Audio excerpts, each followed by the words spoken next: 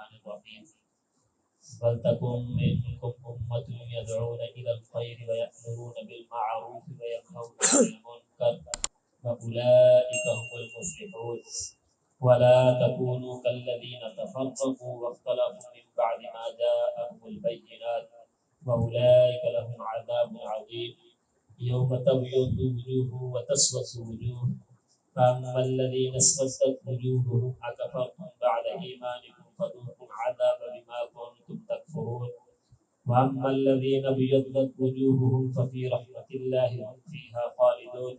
تِلْكَ آيَاتُ اللَّهِ نَتْلُوهَا عَلَيْكَ بِالْحَقِّ وَمَا اللَّهُ يُرِيدُ ظُلْمًا لِلْعَالَمِينَ وَلِلَّهِ مَا فِي السَّمَاوَاتِ وَمَا فِي الْأَرْضِ وَإِلَى اللَّهِ تُرْجَعُ الْأُمُورُ صدق اللہ العظیم۔ اور چاہیے کہ تم میں سے ایک گروہ جو پکارے خیر کی طرف اور حکم دے وہ نیکی کا اور روکے وہ برائی سے، یہی وہ لوگ ہیں جو فلاح پانے والے ہیں، اور نہ ہو جاؤ ان لوگوں کی طرح جنہوں نے تفریق ڈالی اور اختلاف کیا واضح دلائل آ جانے کے بعد، یہی وہ لوگ ہیں ان کے لیے بڑا عذاب ہے۔ بعض چہرے اس دن سیاہ ہوں گے اور بعض چہرے پاپل اور بعض چہرے جو ہیں اس دن سفید اور بعض چہرے سیاہ ہوں گے۔ بہرحال وہ چہرے جو سیاہ ہوں گے، اکفرتم ایمان لانے کے بعد انہوں نے کفر کیا، پس وہ چکھایا جائے گا ان کو عذاب ان کے کفر کی وجہ سے۔ بہرحال وہ چہرے جو سفید ہوں گے وہ اللہ کی رحمت میں ہوں گے، وہ ہمیشہ رہیں گے اس میں۔ یہ اللہ کی آیات ہیں جو ہم تلاوت کرتے ہیں آپ پر حق کے ساتھ ساتھ۔ اللہ رب العزت جو ہے نہیں ظلم کرنے کا ارادہ کرتے، آپ جہان والوں کے لیے اور اسی کے لیے ہے جو کچھ آسمانوں میں ہے اور جو کچھ زمین میں، اور اسی کی طرف تمام امور لوٹتے ہیں۔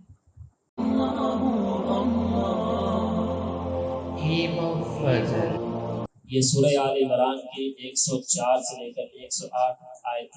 تلاوت ہوئی ہے۔ پیچھے ہم نے کل اور پرسوں کے درس میں پڑھا تھا کہ مدینہ میں یہود کے 3 قبیلے اور جو مشرکین جو بعد میں مسلمان ہو گئے تھے، اوس اور خزرج، یہ 2 قبیلے یہ رہتے تھے۔ جب یہ اوس اور خزرج یہ دونوں قبیلے آپس میں ان کی دشمنی تھی، بعد میں ایمان لانے کے بعد اسلام کی برکت سے یہ سارے بھائی بھائی ہو گئے، اور یہودیوں کو یہ بات گوارا نہ ہوئی اور انہوں نے آپس کے اندر لڑایا، تفریق ڈالی۔ تو اللہ رب العزت نے ان کے بارے میں فرمایا کہ یہ جو تفریق ڈالنے والے ہیں ان کو اس طرح نہیں کرنا چاہیے تھا، اس لیے کہ یہ حضور صلی اللہ علیہ وسلم کی ذات اقدس کو پہچانتے ہیں، اور چاہیے تو یہ تھا کہ یہ خود ایمان لے کر آتے ہیں، لیکن جب انہوں نے ایمان قبول نہیں کیا، جن لوگوں نے ایمان قبول کیا کہ ان کو بھی ایمان سے پھیرنے کی کوشش کرتے ہیں، انہوں نے آپس کے اندر تفریق ڈالی، اور وہ دونوں گروہ جو ہیں اوس اور خزرج کے جو لوگ قبیلے کے لوگ تھے، انہوں نے ایک دوسرے کی پٹائی کی، جہاں تک کہ پھر لڑائی کے لیے جگہ مقرر اور ٹائم مقرر ہو گیا۔ وہاں جو ہے کچھ دوسرے قبیلوں کے لوگ بھی بیٹھے تھے۔ اب جب انہوں نے یہ لڑنا شروع ہوئے تو وہ خاموشی سے بیٹھے رہے، جیسے آج کل ہوتا ہے کہ لڑتے رہنے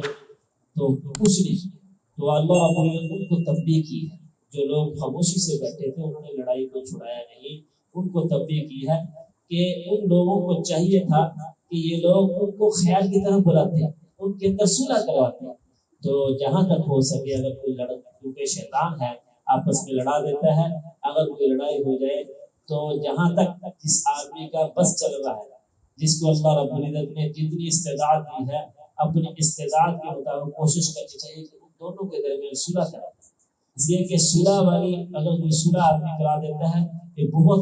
بہت بڑی نیکی کا کام ہے۔ یدعون الی الخیر، اس کو خیر کا کام کہا ہے کہ یہ چاہیے تو یہ تھا کہ یہ لوگ خاموشی سے نہ بیٹھتے بلکہ ان گروہوں کے درمیان صلح کرواتے ہیں، یہ بہت بڑی خیر کی بات ہے۔ اور اسی طرح پھر فرمایا اللہ رب العزت نے کہ ان لوگوں کو نیکی کی طرف بلاتے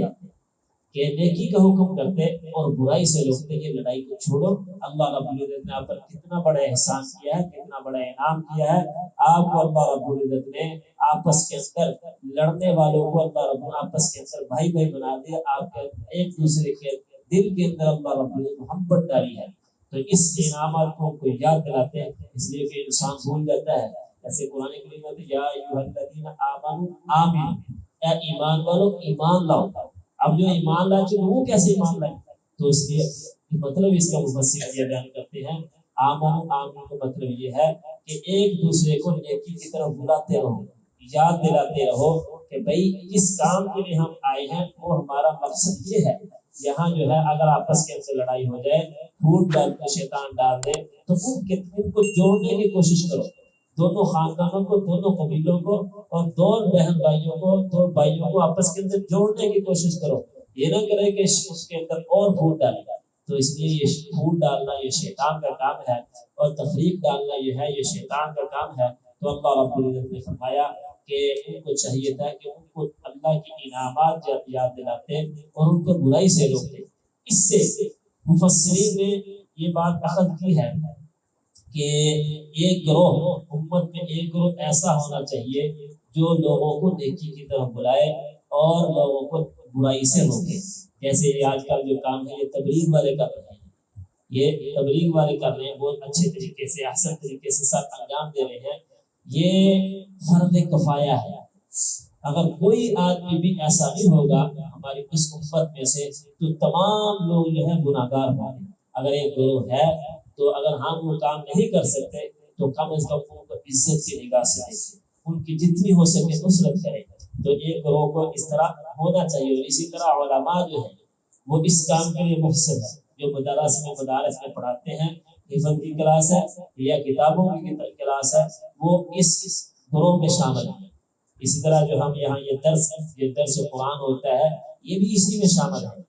تو اس لیے کہ اگر ہم وہ کام نہیں کر سکتے کام ان کو سے محبت رکھیں، ان کو عزت کی نگاہ سے دیکھیں، ان کی جو ہے حوصلہ افزائی کریں، تاکہ جس کام کے لیے وہ نکلے ہوئے ہیں، کیونکہ ہماری طرف جس طرح جنازہ پڑھنا فرض کفایہ ہے. اگر بستی میں سے محلے میں سے کوئی جنازہ نہیں پڑے گا سارے گناہ گار ہوں گے. اور اسی طرح اگر کوئی دین کے لیے نہیں نکلے گا، لوگوں کو دعوت دینے کے لیے نہیں نکلے گا، تو سارے کے سارے ہم گناہ گار ہوں گے. اگر کوئی آدمی چند آدمی نکل گئے تو وہ سارے بستی کے لیے وہ کفایہ ہے. تو اس لیے ان کی حوصلہ افزائی کرنی چاہیے. اس لیے جو اپنا گھر بار چھوڑ کر آتے ہیں ان کی نصرت کرنی چاہیے جس طرح بھی ہو سکے. اگر ٹائم مانگتے ہیں ٹائم دے کر، اور اگر جو ہے ویسے کوئی آدمی جو ہے ان کی نصرت جس طرح کر سکتا ہے ان کی نصرت کرنی چاہیے. تو اس لیے فقہاء نے لکھا ہے کہ اس سے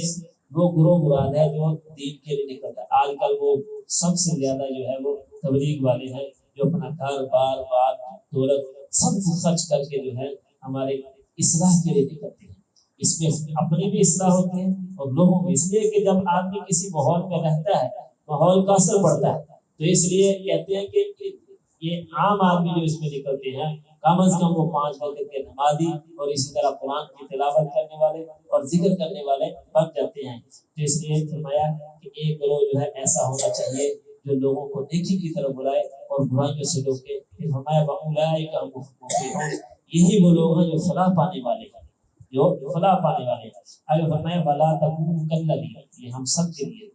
کہ ان لوگوں کی طرح نہ بن جاؤ جنہوں نے آپس کے اندر تفریق ڈالی اور اختلاف کیا اللہ رب العزت کے وعدے دلائل آنے کے بعد. تو ان لوگوں کی طرح نہ. حضور صلی اللہ علیہ وسلم نے فرمایا کہ یہود کے 71 فرقے تھے اور نصارہ کے عیسائیوں کے 72 فرقے اور میری اس امت کے 73 فرقے ہوں گے. ان میں سے ایک فرقہ جو ہے جنت میں جائے گا. تو صحابہ نے پوچھا کہ اصل وہ کون سا؟ حضور صلی اللہ علیہ وسلم ما انا علیہ و اصحابہ، جس پر میں اور میرے صحابہ ہیں. تو حضور صلی اللہ علیہ وسلم نے ہمارے لیے معیار بیان کر دیا کہ جس پر میں اور میرے صحابہ ہیں. تو ہر کام کرنے سے پہلے دیکھیں ہمارا کام کسی صحابی کے کام سے ملتا یا نہیں ملتا. اگر مل گیا تو ہم کامیاب ہیں، اگر خدا نخواستہ نہ ملا تو پھر وہ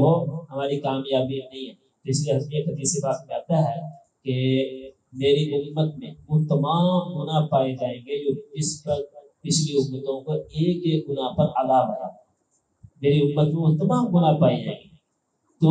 ان پہ ایک گناہ کی وجہ سے اللہ رب العزت نے بستیوں کو الٹا کر دیا اور پوری قوم کو تباہ کر دیا. یہ حضور صلی اللہ علیہ وسلم کی دعا ہے جس کی وجہ سے ہم بچے ہوئے ہیں. حضور صلی اللہ علیہ وسلم نے اللہ رب العزت دعا کی تھی کہ میری امت میں اجتماعی عذاب نہ ڈالنا جس طرح پہلی اردو میں تھا کہ گناہ ہوا اللہ رب نے بستی کو الٹا کر دیا یا پتھروں کی بارش برسا دی یا اسی طرح ان کی شکلوں کو مس کر دیا، تو یہ بھی حضور صلی اللہ علیہ وسلم نے دعا فرمائی کہ میری امت کا چہرہ اس دنیا کے اندر مسخ نہ کرنا، قبر میں جا کے کرتے تاکہ یہ ایک دوسرے کو منہ دکھانے کے لائق رہے، وغیرہ جو ہے ہمارے اندر وہ تمام گناہ پائے جاتے ہیں جو پچھلی امتوں میں پائے جاتے تھے، یہ اللہ رب العزت نے اپنی ستاری کا پردہ ڈالا ہوا ہے ہمارے اوپر، ہمارے گناہوں کے اوپر، تو اس لیے ہم جو ایک دوسرے کے منہ دکھانے کے قابل ہیں۔ اگر اللہ رب العزت کو پردہ اٹھا لیں تو ہم جو ہے ایک دوسرے کے منہ دکھانے کے قابل نہیں ہے، تو اس لیے اللہ رب العزت سے ہمیشہ دعا کیا کرو کہ باری تعالیٰ جس طرح تم نے دنیا میں ہمارے گناہوں پر ہمارے عیبوں پر اپنے ستاری کا پردہ ڈالا ہوا ہے، آخرت میں بھی ہمارے عیبوں پر ستاری کا پردہ ڈالے رکھنا، کیونکہ وہاں تو پچھلے تمام لوگ آدم علیہ السلام سے لے کر آخری انسان تک جمع ہوں گے، اگر اللہ رب العزت ہمارے وہاں گناہ لوگوں کے سامنے کھول دیے تو ہم کسی قابل نہیں رہیں گے، اس لیے اللہ رب العزت سے ہمیشہ دعا کرنی چاہیے باری تعالیٰ جس طرح تو نے ہمارے عیبوں پر دنیا میں پردہ ڈالا اسی طرح جو ہے تو آخرت میں بھی پردہ ڈال، تاکہ جو ہے ہم جو ہے اس طرح دنیا میں ہماری عزت نفس مجروحی ہوئی، اسی طرح آخرت میں بھی ہمیں جو ہے شرمساری کا سامنا نہ کرنا پڑے۔ آگے فرمایا بعض چہرے اس دن جو ہے چمکدار ہوں گے اور بعض چہرے سیاہ ہوں گے۔ عبداللہ ابن عباس رضی اللہ تعالیٰ جن کو مفسر قرآن کہا جاتا ہے، اس امت کے بہت بڑے مفسر ہیں قرآن کے، ان کو یہ اللہ رب کی چھوٹی عمر سے جب حضور صلی اللہ علیہ وسلم کی وفات ہوئی یہ 14-15 سال کے تھے، لیکن اللہ رب حضور صلی اللہ علیہ وسلم نے ان کو دعا دی۔ ایک مرتبہ حضور صلی اللہ علیہ وسلم قضائے حاجت کے لیے گئے تو عبداللہ ابن عباس رضی اللہ تعالیٰ اس وقت 8 سال کے تھے، تو ان کے ذہن میں یہ بات آئی کہ حضور صلی اللہ علیہ وسلم قضائے حاجت کے لیے گئے ہیں، پانی کا لوٹا بھرا، پانی کا لوٹا ڈھونڈا، پھر پانی بھرا، پھر اس کو پڑھنے میں ڈال دیا۔ جب حضور صلی اللہ علیہ وسلم قضائے حاجت سے واپس آئے پوچھے کہ پانی کا لوٹا کس نے بھر دیا؟ تو عبداللہ ابن عباس فرمانے لگے کہ یا رسول اللہ میں نے، تو اس وقت حضور صلی اللہ علیہ وسلم نے دعا دی کہ باری تعالیٰ اس کو قرآن کا علم عطا فرما اور فقہ کا علم عطا فرما، تو اس لیے یہ بہت بڑے مفسر بھی تھے اور بہت بڑے اور فقیہ بھی تھے۔ حضرت عمر رضی اللہ تعالیٰ عنہ اس وقت مجلس شورا بنے، اس میں بڑے بڑے صحابہ تھے جو بدر میں شریک ہوئے، یہ عبداللہ ابن عباس کو بھی اپنی مجلس میں بٹھایا کرتے تھے، جو 17 سال ہو گئے 18 سال عمر ہوگی، تو عبد الرحمن ابن عوف رضی اللہ فرمانے لگے کہ امیر المومنین یہ بچہ ہے، اس میں جو ہے بڑی بڑی راز کی باتیں ہوتی ہیں، یہ نہ ہو کہ یہ راز کی باتیں باہر کھلا دے۔ تو حضرت عمر رضی اللہ فرمانے لگے کہ یہ بچہ ہے، اس کو سمجھ بہت ہے، تو پھر فرمانے عبد الرحمن ابن عوف فرمانے لگے کہ اگر یہ بچہ ہم مجلس میں بیٹھنے لگا تو ہمارے بچے بھی اس جیسے ہیں، وہ بھی مجلس میں آئیں گے، تو پھر یہ مجلس شورا جو ہے یہ پھر بچوں کی مجلس بن جائے گی۔ تو حضرت عمر رضی اللہ عنہ نے ایک مرتبہ امتحان کے لیے حضرت عبداللہ ابن عباس رضی اللہ عنہ کو بلایا اور بڑے بڑے صحابہ کو بلایا اور پوچھا، صحابہ سے پوچھنے لگے کہ قرآن کریم میں اذا جاء نصر اللہ والفتح اس کا مطلب بیان کیا؟ بعد نے کہا کہ اللہ رب العزت اس میں فتح کی خوشخبری دے رہے ہیں، بعد نے کہا کہ اللہ رب العزت فرما رہے ہیں کہ جب میرے راستے میں نکلو گے تو اللہ رب العزت آپ کو فتح دیں گے۔ تو بعد کہنے لگے ہمیں پتہ نہیں، حالانکہ عربی دان تھے، سارے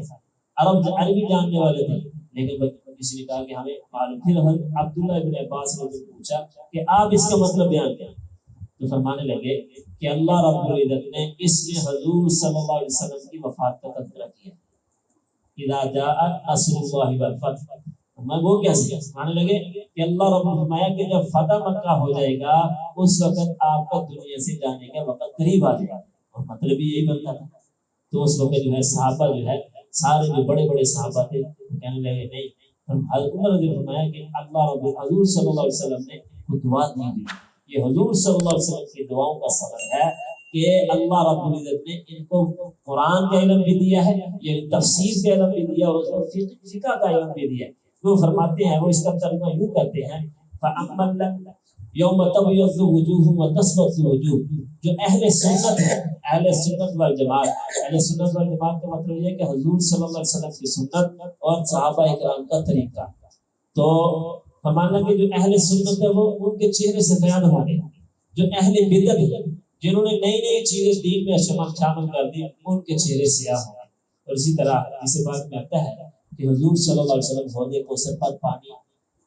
دے رہی ہوگی اپنی امت کو، کچھ لوگ جو ہے آئیں گے پانی کے لیے، فرشتوں کو دور بتا دیں گے۔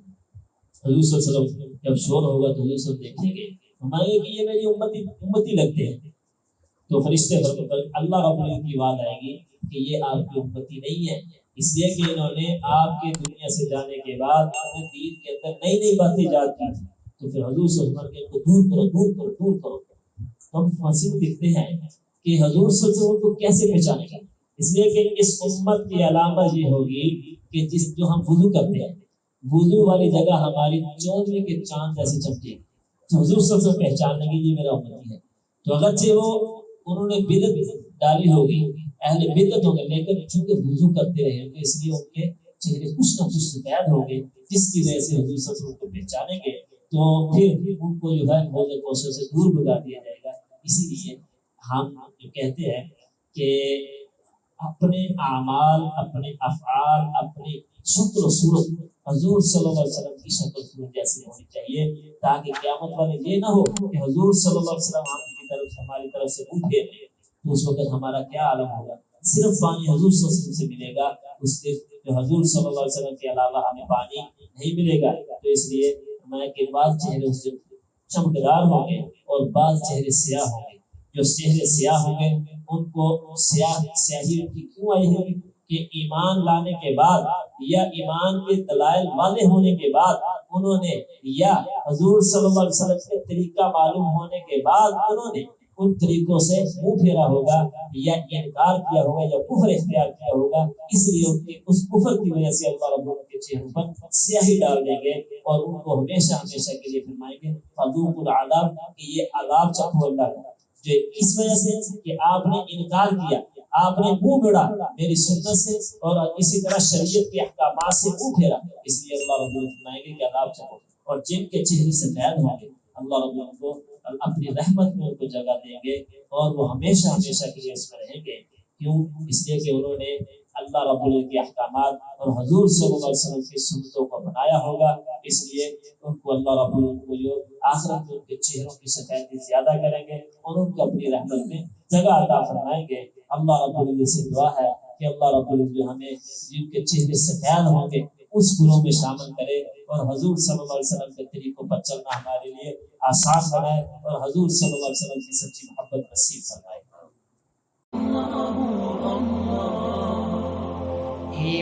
فضل